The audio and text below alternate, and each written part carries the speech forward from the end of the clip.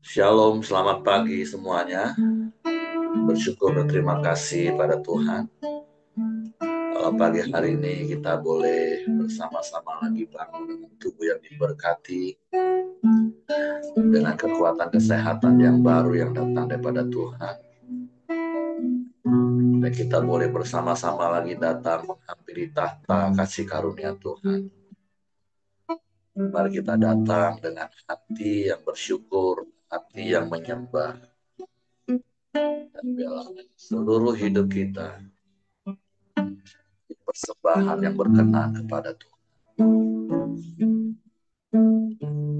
Bapa, kami bersyukur, kami berterima kasih kepadamu pagi hari ini.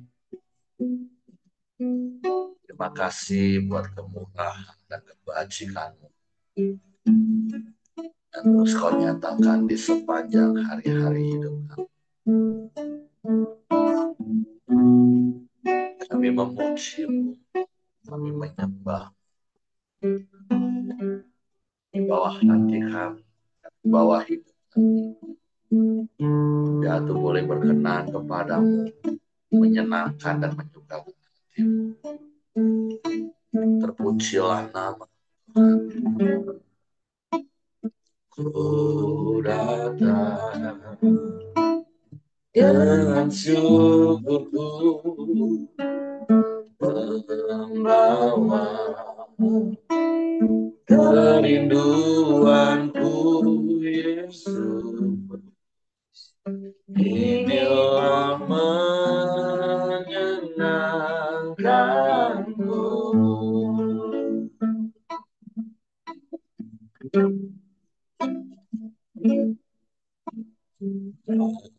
Yang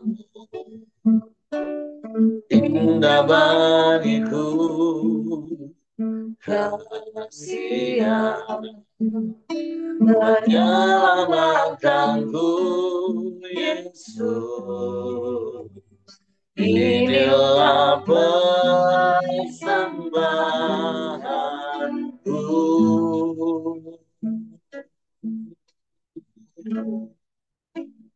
Ku menyembah diriku, hanya Engkau di hidupku, Yesusku, Kau terindah. Selamanya ku menyembahmu, ku menyembah diriku. Inilah persembahanku untuk Yesusku, Kau terindah. Selamanya ku menyembahmu, Yesus.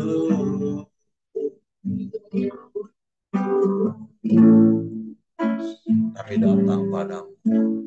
Ku datang dengan syukurku,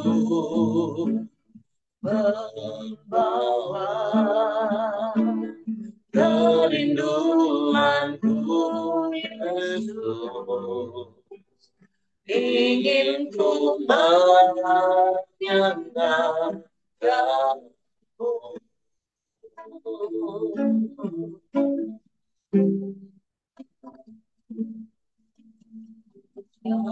Yang indah bagiku, kasih yang menyelamatkanku, Yesus. Inilah persembahanku. Amin. Oh, itu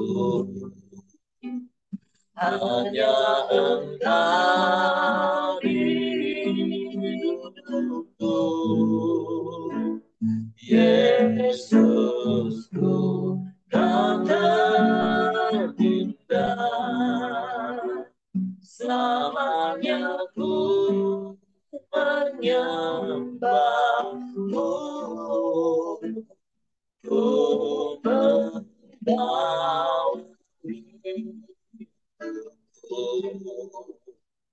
inilah persembahanku untuk Yesusku yang terindah.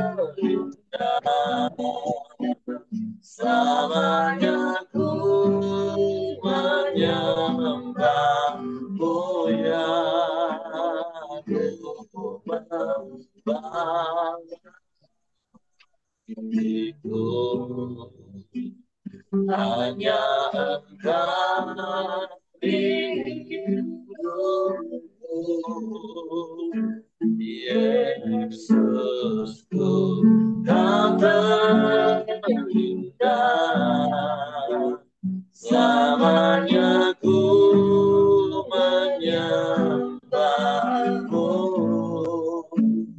ku menyembah diriku. Inilah persembahanku, oh Yesusku yang terindah. Selamanya ku menyembahmu, Yesus.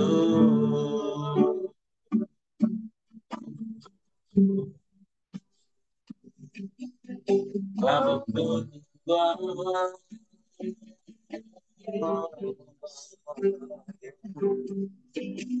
membawa hati kami menyembah padamu, membawa hidup kami jadi persembahan bagimu, menyenangkanmu Tuhan.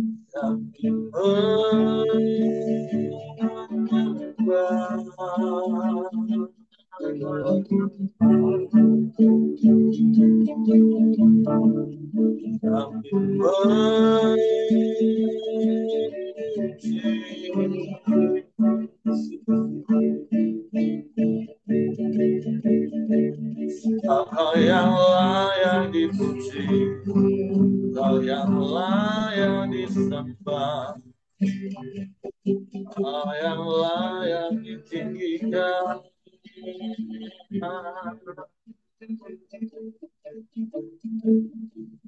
dimuliakan.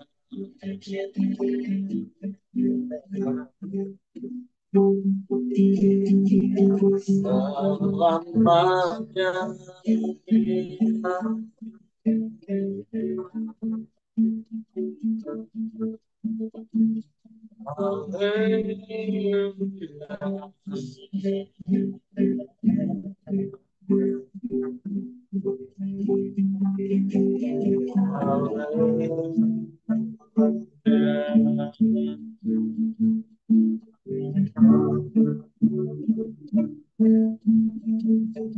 Terpujilah namamu,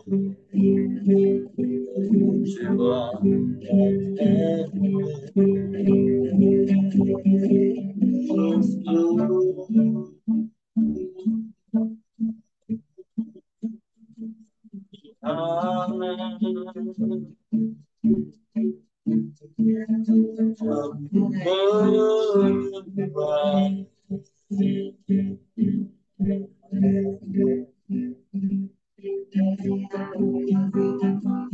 kami menyembah,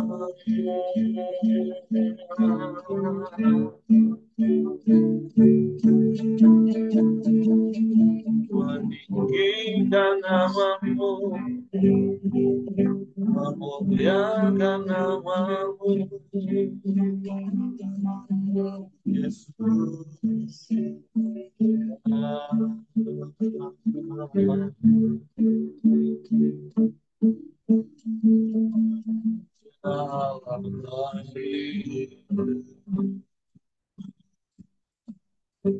Teramat baik, tiada yang sepertimu,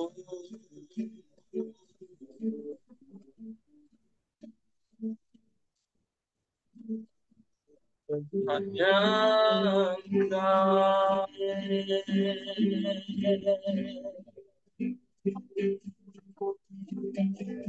hanya Engkau.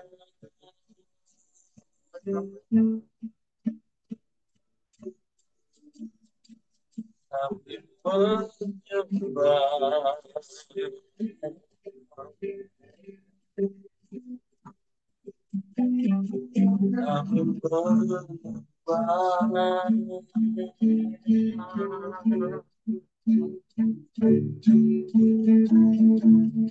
Terpujilah namamu, terpujilah namamu,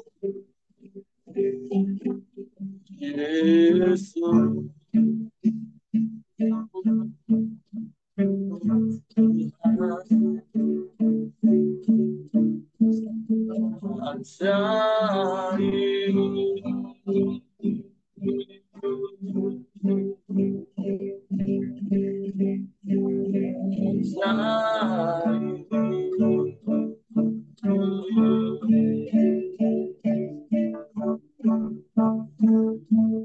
Hanya Engkau, hanya Engkau, hanya Engkau, hanya Engkau. Satu-satunya, dan tidak ada yang lain selain Engkau. Hanya kepadamu hati kami percaya, dan hanya kepadamu kami mempercayakan seluruh hidup kami. Sebab kami aman di dalam-Mu.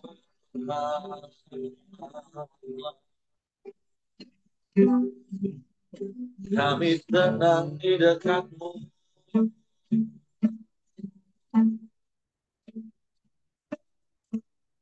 Hanya padamu ada keselamatan.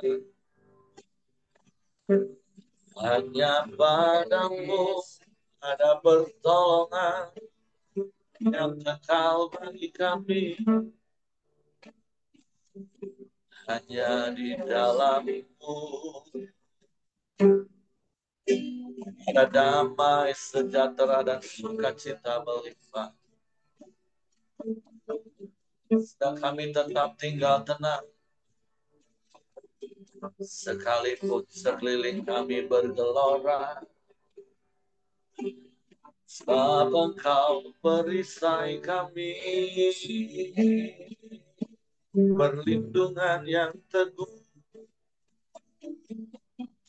tubuh pertahanan, kota benteng yang kuat, menara keselamatan.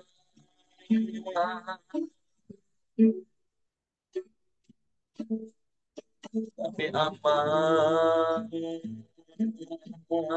di dalam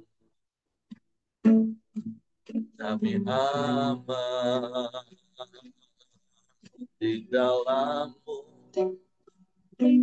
sebab Engkaulah segalanya bagi kami. Tidak ada yang lain, tidak ada yang sama seperti-Mu. Hanya Engkau, hanya Engkau, hanya kepadamu hati kami percaya.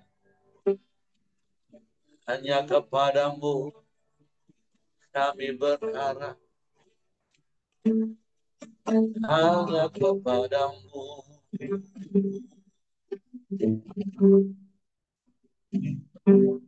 Yesus Tuhan.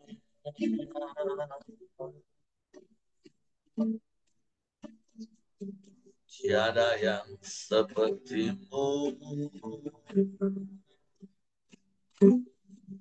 tiada yang lain, hanya Engkau.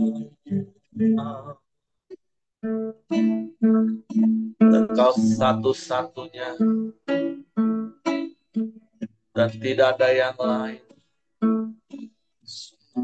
Tidak ada yang sama seperti Yesus Tuhan. Hanya kepadamu hati kami percaya. Hanya kepadamu Yesus Tuhan. Engkaulah segalanya bagi kami. Engkau yang terutama dalam hidup kami.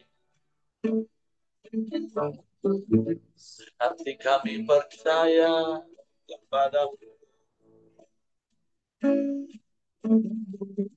sebab Kau setia, Kau tak pernah berubah. Dulu, sekarang, bahkan sampai selamanya. Haleluya.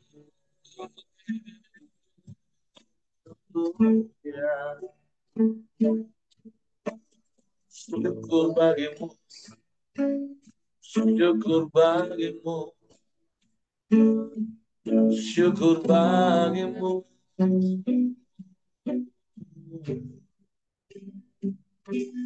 Syukur bagimu, Yesus.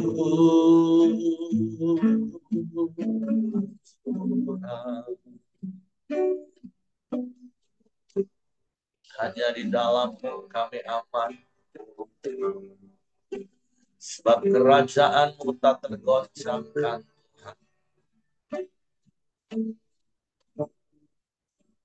Dan kami tidak tergoyahkan oleh apapun juga. Kami tetap tinggal berdiri dengan iman kepadamu, Yesus Tuhan. Terima kasih.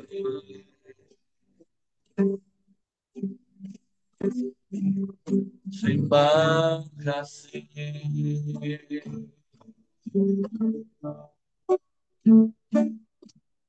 Hanya Engkau satu-satu. Dan tidak ada yang lain. Hanya Engkau. Hanya di dalam-Mu kami mau terus berharap hanya kepada janji-janji firman yang menenangkan hati kami, yang menyegarkan jiwa kami. Terima kasih. Terima kasih.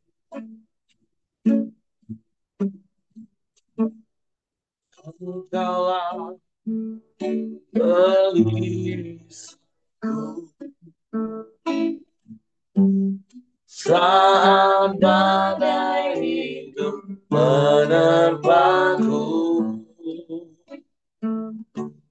janjimu di dalam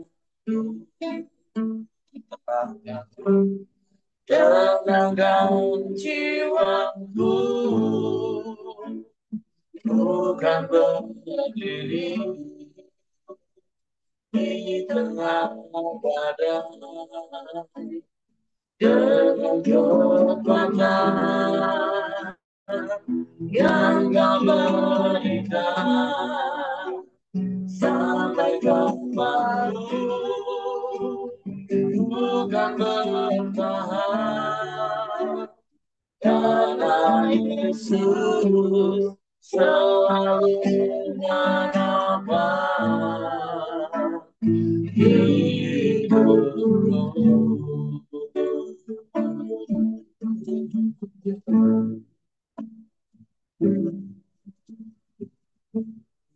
Engkaulah perisaiku saat badai hidup menerpaku. Firman-Mu di dalamku segarkan jiwaku, segarkan jiwaku, bukan bertahan dalam tekanan, dengan kekuatan yang kau berikan.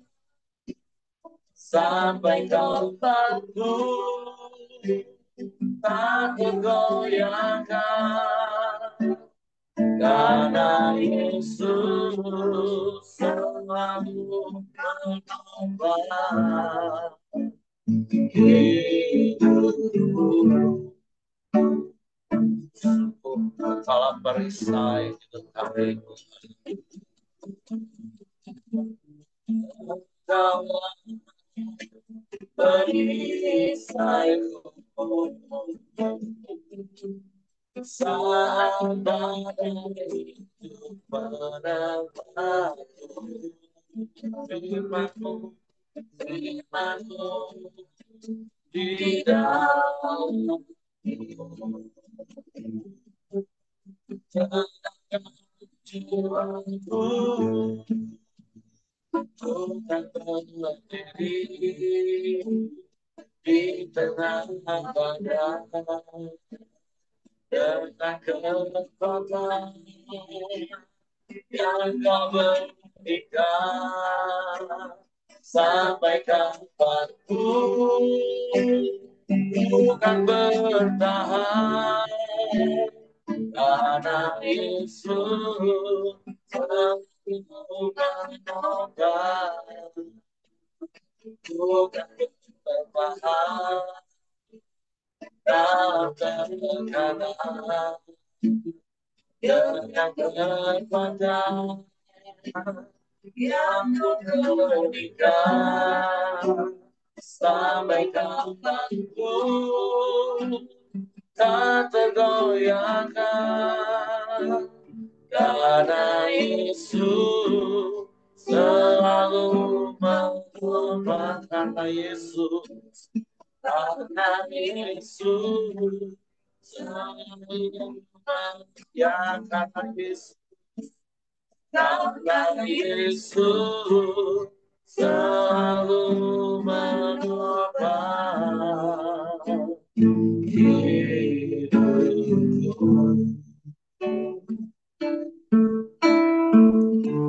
Sungguh karena Engkaulah yang menopang hidup kami, dengan firman-Mu yang ya dan amin, dengan janji-janji-Mu yang tidak pernah Engkau ingkari,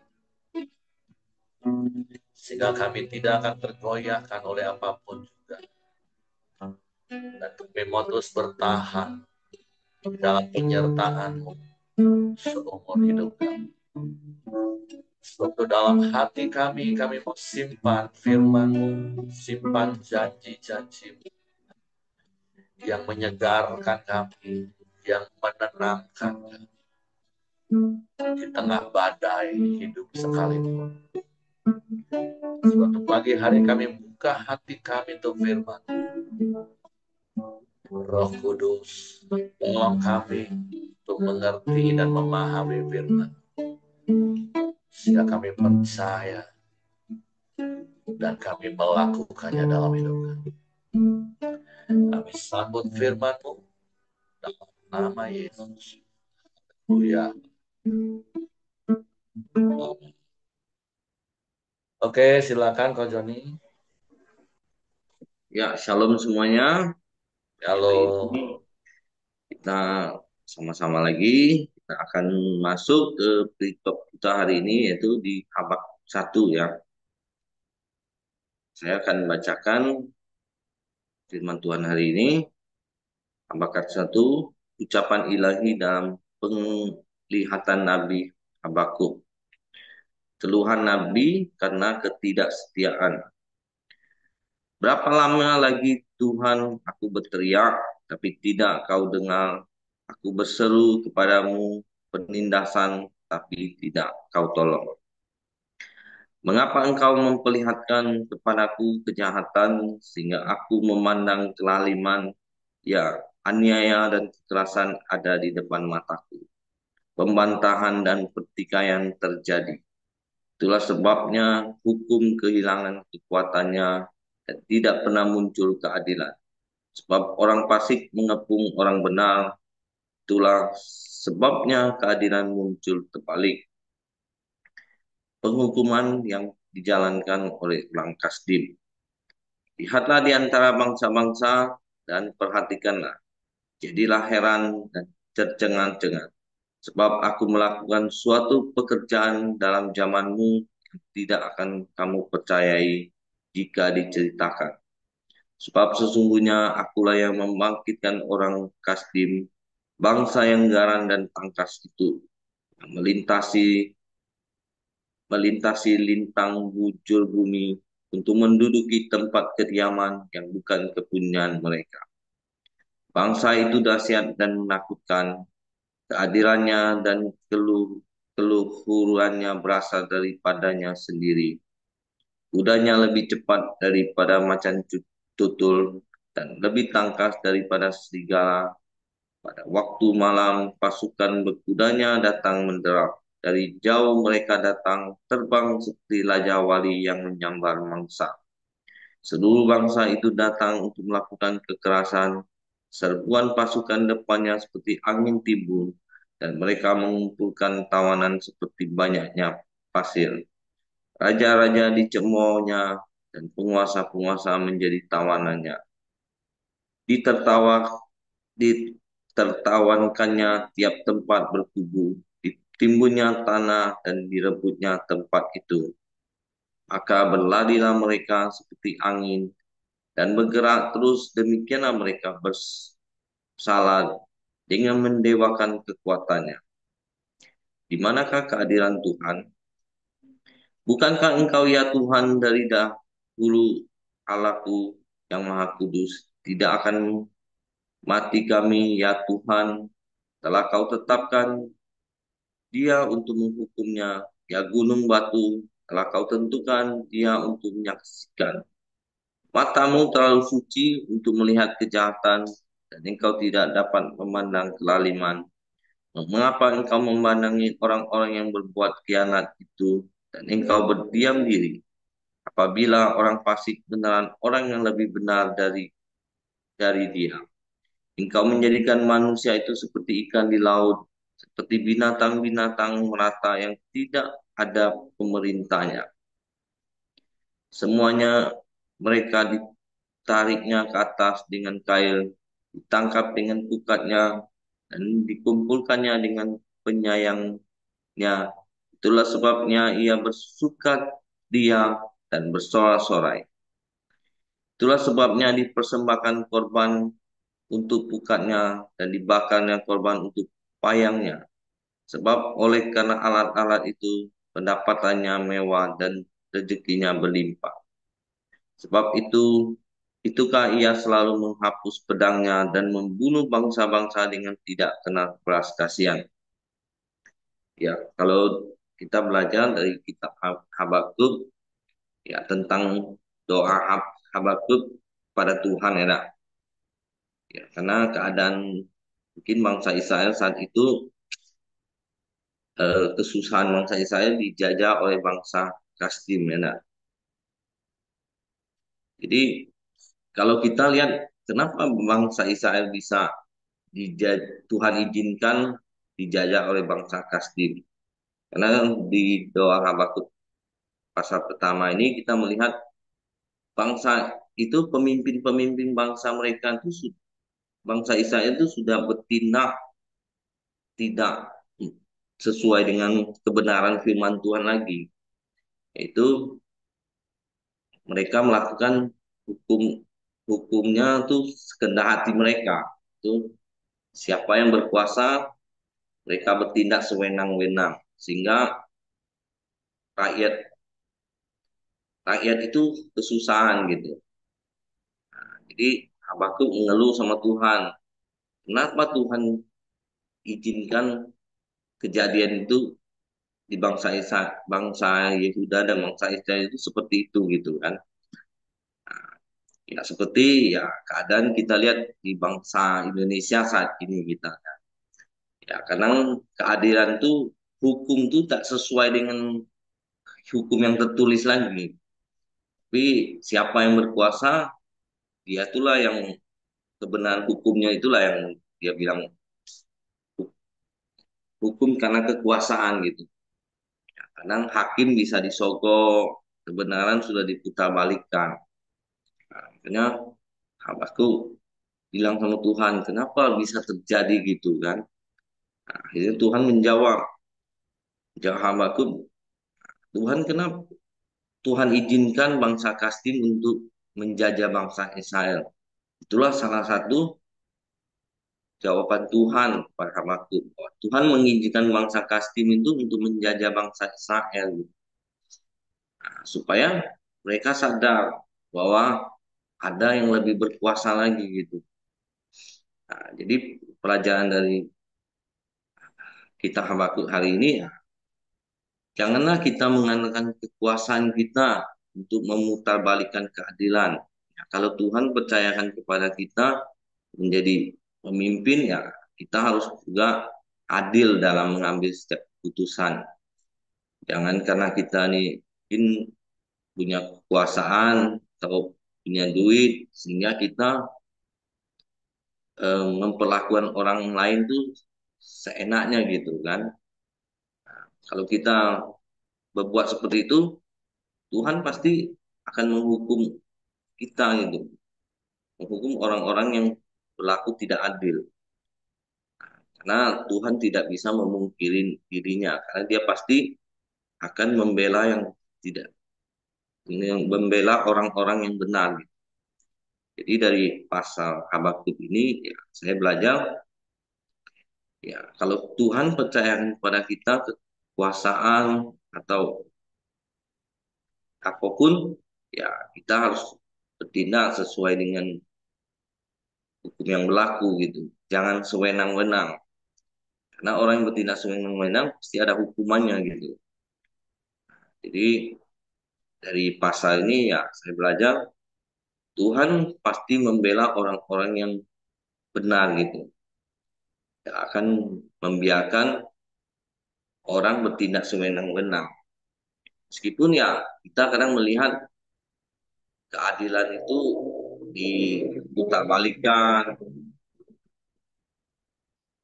Kita menganggap wah, dunia ini sudah gimana ya, sudah tidak bisa ditolong lagi ibaratnya.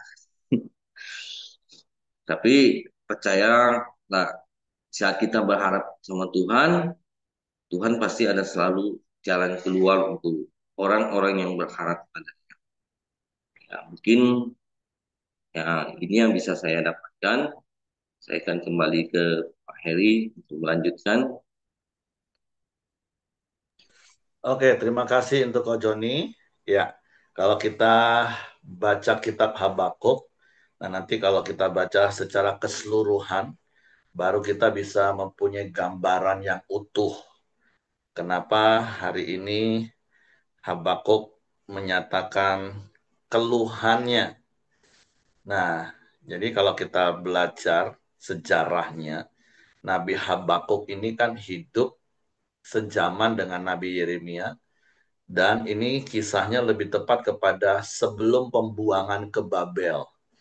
Nah, kita masih ingat waktu di kitab Yeremia, Yehezkiel kan kita sudah belajar bagaimana Tuhan itu sudah memakai Nabi Yeremia, Yehezkiel untuk memperingatkan bangsa Yehuda secara khusus lewat Nabi Yeremia 23 tahun dan bangsa Israelnya, kerajaan Israel melalui Yehezkiel. Tapi bertahun-tahun sampai 23 tahun ya bangsa Israel tetap berlaku tidak setia kepada Tuhan. Sehingga pada akhirnya bangsa Babel, nah Kasdim itu salah satu suku yang ada di kerajaan Babel dan itu suku terkuatnya. Beberapa raja Babel itu lahir dari suku Kasdim ini. Makanya di sini memakai kata Kasdim. Nah, Bapak Ibu masih ingat setelah 23 tahun Tuhan ingatin terus, dan akhirnya Tuhan masih kasih toleransi masa 1,5 tahun, 18 bulan mereka dikepung, sehingga keadaan mereka sampai sulit, sampai pada akhirnya Raja Yoyakim akhirnya menyerah dan dibawa ke Babel, ditawan. Yang tadi kita pernah baca, ingat, sehingga pegawai apa pemimpin-pemimpinnya, anak-anaknya disembeli, jadi butakan. Nah, Habakuk hidup di masa-masa itu. Nah, Habakuk kan merasa dia orang yang benar, dia hidup saleh. Tapi dia ada di negeri itu, negeri yang dikepung, yang juga mengalami kesusahan. Ya sama seperti tadi Ko Joni katakan. Kita ini kan berusaha hidup benar karena kita orang benar. Tapi kita ada di tengah-tengah bangsa yang nggak takut akan Tuhan, penindasan, kejahatan, sehingga sepertinya dalam tanda kutip, kita ini terimbas dengan keadaan seperti itu. Ya, di satu sisi secara daging seakan-akan saya mau katakan gini, ya wajar lah ya. Nabi Habakuk itu ngeluh, Tuhan aku kan sudah berusaha hidup benar nih. Walaupun aku tahu bangsa di sekelilingku ini, umat pilihanmu ini, mereka berlaku nggak benar. Sehingga mereka harus didisiplin. Tapi ya mosok aku juga kena imbasnya. Yaitu sesuatu hal yang wajar. Makanya nanti kita baca di pasal 2, akhirnya Habakuk baru tersadar bahwa ya orang benar harus hidup oleh karena percaya. Makanya di pasal ketiga nanti baru ketemu kita ayat yang sangat terkenal, yang bahkan digubah dalam sebuah lagu, sekalipun pohon ara nggak berbunga, pohon zaitun tidak menghasilkan, pohon anggur tidak berbuah, lembu sapi terhalau sudah, tapi aku akan beria-ria. Nah, memang secara utuh kita baca 3 pasal nanti ya baru kita ngeh. Tapi hari ini ya Tuhan tentu ingatkan melalui apa yang Nabi Habakuk alami. Makanya berkali-kali saya katakan gini, kita ini enak loh Bapak Ibu hidup di akhir zaman di mana firman itu sudah lengkap. Sehingga kita ini tinggal baca, renungkan, yang baiknya kita contoh, yang nggak baiknya jadi peringatan untuk kita nggak lakukan. Nah Nabi Habakuk waktu itu kan pelaku peristiwa itu yang saya katakan tadi, di mana dia sudah berusaha hidup benar nih, taat kepada Tuhan, hidup saleh. Tapi ya karena dia ada di bangsa Yehuda, ya dia terimbas dengan pendisiplinan yang harus dialami bangsa Israel, bangsa Yehuda secara korporat karena ketidaktaatan dan ketidaksetiaan mereka. Nah, makanya kalau di pasal 1 ya kita baca kayak di ayat yang kedua tadi katakan, berapa lama lagi Tuhan aku berteriak tetapi tidak kau dengar. Aku berseru kepadamu penindasan tetapi tidak kau tolong. Mengapa engkau memperlihatkan kepadaku kejahatan sehingga aku memandang kelaliman? Ya, aniaya dan kekerasan ada di depan mataku, perbantahan dan pertikaian terjadi. Itulah sebabnya hukum kehilangan kekuatannya dan tidak pernah muncul keadilan. Sebab orang fasik mengepung orang benar. Itulah sebabnya keadilan muncul terbalik. Ya, ini ungkapan hati Nabi Habakuk ketika dia ada di tengah kondisi seperti itu. Yang saya katakan jujur, kalau hari-hari ini, minggu lalu kalau nggak salah saya ngomong ya, ketika di pemuritan saya ngomong, aduh saya ngaku dosa, saya bertobat. Karena setiap hari dengerin berita-berita yang aduh minta ampun, buat greget, bikin kesel. Kalau bahasa Peter hari Minggu kemarin kadang sebel gitu. Tanpa sadar beberapa waktu saya mulai ikut komen. Aduh memang masa gara-gara inilah kebijakannya lah. Aduh banyak hal. Tapi setelah direnung-renungkan, toh sebenarnya aku juga nggak ngalamin dampaknya secara langsung. Aku masih tetap bisa makan, aku masih bisa tetap melayani, rumah tanggaku juga tetap happy, semua aktivitasku ya juga tetap berjalan. Walaupun tentu mungkin ada di antara Bapak Ibu, khususnya pelaku usaha mungkin yang baru benar-benar terdampak. Tetapi ya nanti kita belajarlah di kitab Habakuk ini Bapak Ibu. Artinya oke lah, wajarlah secara daging, secara manusia. Ketika kita berusaha hidup sudah benar, kita berusaha hidup saleh, tapi kita terdampak karena kita ada di sebuah bangsa yang nggak takut akan Tuhan. Ya inilah yang dikeluhkan oleh Nabi Habakuk. Dia katakan, aku lihat penindasan itu di depan mataku. Aku lihat ini kekerasan terjadi. Aku berteriak, tapi kenapa engkau nggak tolong? Ya, kadang kan di awal-awal ketika kita mengalami sebuah situasi yang nggak enak bagi daging kita, kan kita pasti komplain. Seperti berkali-kali saya katakan, seperti sebuah pesawat kalau mengalami turbulensi itu, kan pesawat itu bisa goncang. Bahkan rasanya kita di dalam itu bisa terhempas beberapa meter, bahkan mungkin beberapa puluh meter. Karena kan ketinggian pesawat itu sampai 32.000 feet. Kan, itu kan rasanya kita bisa. Tapi sang pilot kan nggak melepaskan dan kemudian ya sudahlah biarlah jatuh. Kan nggak seperti itu. Alarm pasti akan segera bunyi. Pull up, angkat naik, angkat naik. Nah begitulah dengan hidup kita Bapak Ibu. Ketika rasanya kita mau jatuh, karena kita pikir aku sudah berusaha hidup saleh, aku sudah berusaha hidup benar, tapi kok kenyataan realita yang kok alami kok seperti ini ya. Rasanya sudahlah putus asa, kecewa. Makanya beberapa waktu yang lalu kita belajar kan bagaimana kita ini jalani hidup dengan terus melihat kepada Yesus, memandang kepada Yesus, ingat kepada Yesus yang begitu tekun memikul bantahan yang begitu hebat kata kitab Ibrani. Nah, seperti itulah kita bisa memahami Habakuk pasal yang pertama ini. Karena sekali lagi dia hidup di masa di mana bangsa Yehuda dikepung oleh bangsa Kasdim, Babel. Ya tentu kita tahu dari film-film perang kita tahu bangsa itu kalau sedang dikepung itu udah pastilah setiap hari dalam ketakutan. Karena setiap saat bisa saja benteng itu jebol dan mereka akhirnya bisa mati. Yang kedua, situasinya pastilah dalam kondisi kelaparan. Karena dikepung, nggak ada akses keluar masuk untuk bahan makanan. Nah, di satu sisi yang saya katakan tadi kita bisa paham situasi hati Habakuk. Yang kita syukuri sekali lagi saya katakan ya kita bersyukur kita ini hanya sudah melihat sejarah dan kita belajar dari sejarah. Tapi Habakuk kan pelaku sejarahnya pada waktu itu. Dia belum tahu endingnya seperti apa. Tapi hebatnya ya nanti kita belajar di pasal 2 dan pasal 3. Itu yang perlu kita contoh dari hidup Nabi Habakuk. Yang saya percaya juga mungkin Bapak Ibu sudah praktekkan hari ini. Sekalipun kondisi bangsa kita seperti ini, sekalipun ekonomi sulit, sekalipun mungkin omset merosot, sekalipun keuntungan nggak sebanyak dulu lagi, tapi mari kita beria-ria di dalam Tuhan. Cari kerjaan nggak semudah dulu lagi, gaji nggak sebesar dulu lagi, hidup pokoknya nggak seenak dulu lagi. Nah, ya inilah situasi yang sama yang dialami oleh Nabi Habakuk. Makanya besok jangan nggak ikut Koramdio, ikutin lagi sequelnya Bapak Ibu sampai pasal ketiga supaya kita tahu lengkap Dan seharusnya saya percaya Bapak Ibu lengkap. Karena kebanyakan orang Kristen kan bacanya cuma di Habakuk pasal 3. Nah, cuma 2 ayat itu aja. Tetapi aku akan tetap beria-ria. Sebab Tuhanlah kekuatanku. Sehingga kakiku berjejak seperti kaki rusa. Ya, tapi kan kita tahu awalnya hari ini. Kenapa Habakuk mengeluh. Yang saya katakan oke lah di awal-awal sekali lagi. Waktu kita menghadapi sebuah situasi yang gak enak di daging kita. Mau siapapun, mungkin termasuk saya Bapak Ibu.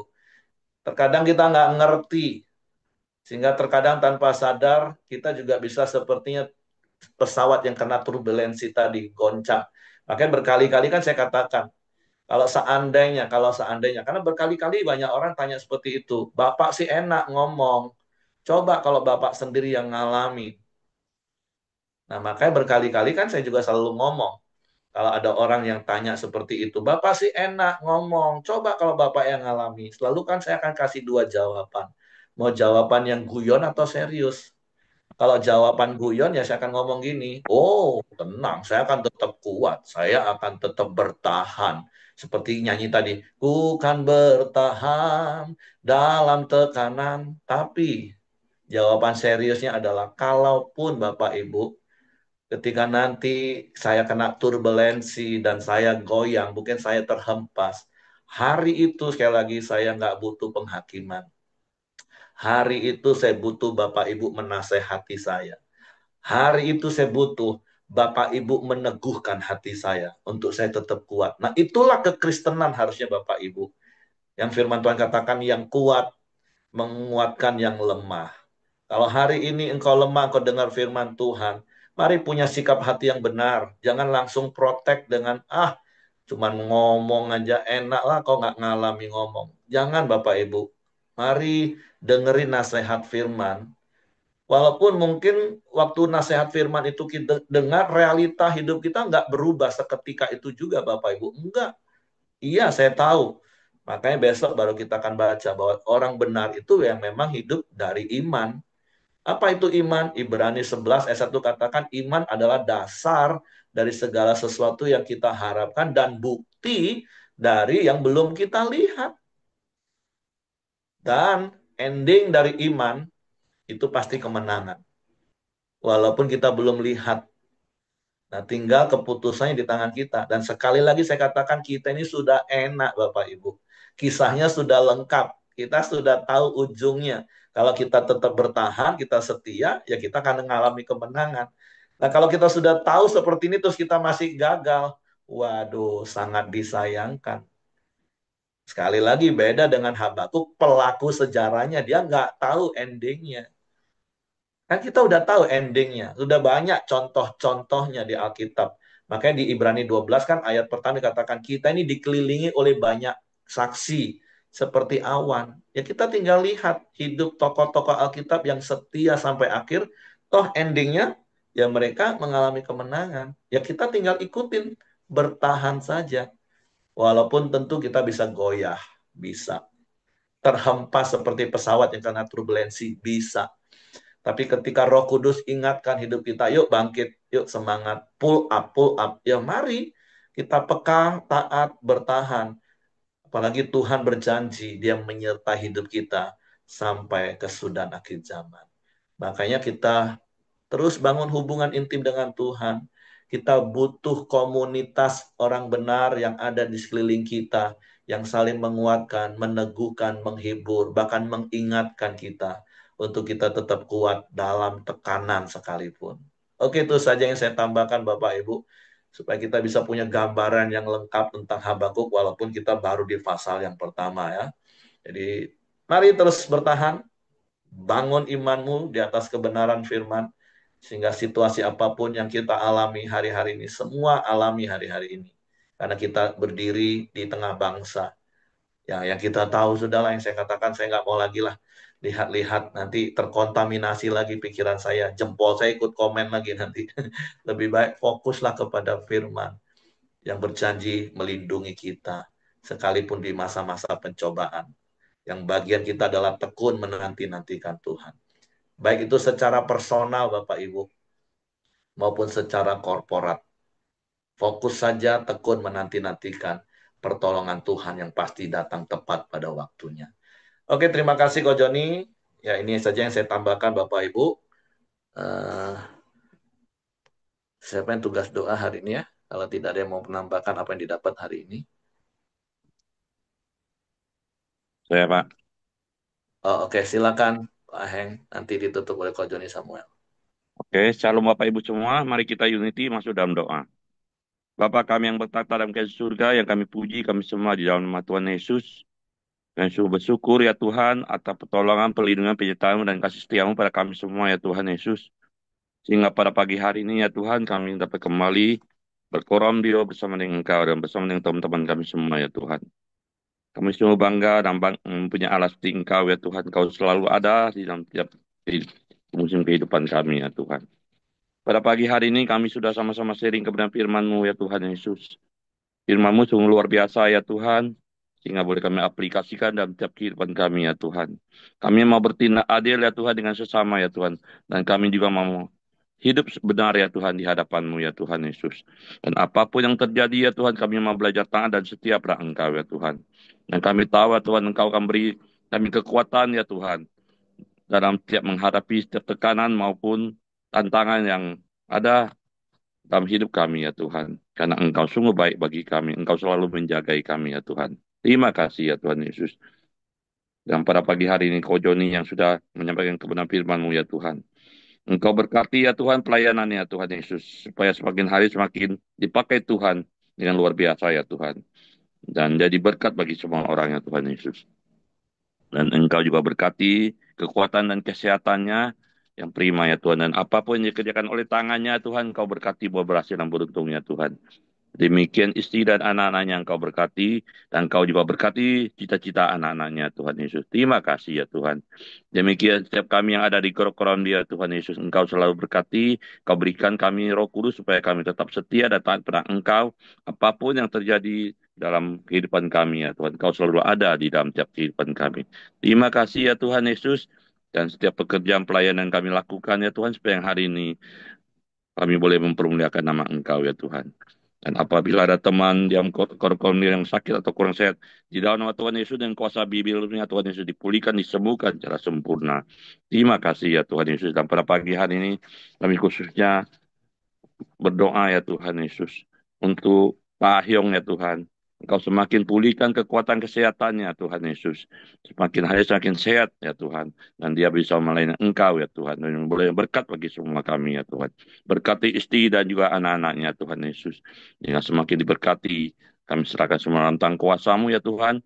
Engkau yang bertindak ya Tuhan atas keluarga Kau Hyong. Dan berdaulat atas keluarga Kau Hyong. Di dalam nama Tuhan Yesus. Demikian kami juga pagi ini berdoa buat Ibu Caca ya Tuhan. Engkau semakin beri kekuatan kesembuhan yang prima. Bahkan kesembuhan tetap terjadi buat Ibu Caca ya Tuhan. Dan juga Engkau berkati pelayanannya dimanapun dia berada ya Tuhan. Misalkan dalam kuasa-Mu ya Tuhan Yesus. Demikian orang tua dan anak-anaknya Engkau berkati di dalam nama Tuhan Yesus. Terima kasih ya Tuhan. Jika bersyukur pada Engkau ya Tuhan Yesus. Kami percaya pertolongan sudah tidak pernah terlambat ya Tuhan. Pada pagi hari ini kami juga serahkan ya Tuhan, pemerintah Indonesia ya Tuhan, dalam tangan kuasa-Mu ya Tuhan. Supaya Indonesia tetap aman dan tidak terpecah-pecah ya Tuhan. Aparat dan TNI tetap taat dan setia menjaga kedaulatan negara Republik Indonesia dari kota sampai ke desa terpencil sekalipun ya Tuhan Yesus. Kami juga serahkan pemerintah pusat sampai ke daerah ya dalam tangan kuasa-Mu ya Tuhan. Taruh takwa akan Engkau ya Tuhan, supaya mereka menjalankan tugasnya sesuai dengan kehendak-Mu ya Tuhan Yesus. Dan kami umat Kristiani dapat diberi kebebasan ya Tuhan, dimanapun kami dapat beribadah untuk dapat memuliakan nama Engkau ya Tuhan Yesus. Kami juga berdoa hasil bumi dan hasil alam Engkau berkati ya Tuhan, untuk dipakai kesejahteraan seluruh rakyat Indonesia ya Tuhan, dari kota sampai ke desa terpencil sekalipun ya Tuhan. Terima kasih ya Tuhan. Demikian juga kami Unity berdoa buat seluruh gereja-gereja dari berbagai dominasi atau sinode tetap bersatu ya Tuhan, mengabarkan kabar baik kepada seluruh ya Tuhan jiwa-jiwa yang belum mengenal Engkau ya Tuhan Yesus. Mereka datang bertobat dan percaya pada Engkau ya Tuhan. Kami boleh menjadi garam dan terang ya Tuhan, dan menjadi surat terbuka dan menjaga jiwa-jiwa ya Tuhan untuk mengenal Engkau. dan datang beriman kepada Engkau dan bertobat ya Tuhan. Sehingga menjadikan bangsa Indonesia tiap lutut betul bisa lidah mengaku bahwa Engkaulah Tuhan Yesus yang patut disembah dan ditinggikan di dalam nama Tuhan Yesus. Bapak, Ibu, Saudara, mari kita sama-sama masuk dalam doa Bapa kami. Bapa kami yang di surga, dikuduskanlah namamu. Datanglah kerajaanmu, jadilah kehendakmu di bumi seperti di surga. Berikanlah kami pada hari ini makanan kami yang cukupnya. Dan ampuni ya kami akan kesalahan kami. Seperti kami juga mengampuni orang bersalah pada kami. Dan jangan membawa kami ke dalam pencobaan. Tetapi lepaskanlah kami daripada yang jahat. Karena Engkau lah punya kerajaan dan kuasa dan kemuliaan sampai selama-lamanya. Amin. Pak, terima kasih. Kami bersyukur Tuhan, penyertaan dan pelindungan-Mu kami senantiasa Tuhan. Dan terima kasih pada hari ini. Kami akan melakukan setiap aktivitas kami. Biarlah kasih karunia-Mu, kebaikan dan kemurahan-Mu selalu menyertai dan menuntun setiap langkah hidup. Kami bersyukur Bapa di pagi hari ini. Hanya dalam nama Yesus. Haleluya. Amin. Oke, semangat pagi, selamat beraktivitas. Tuhan memberkati.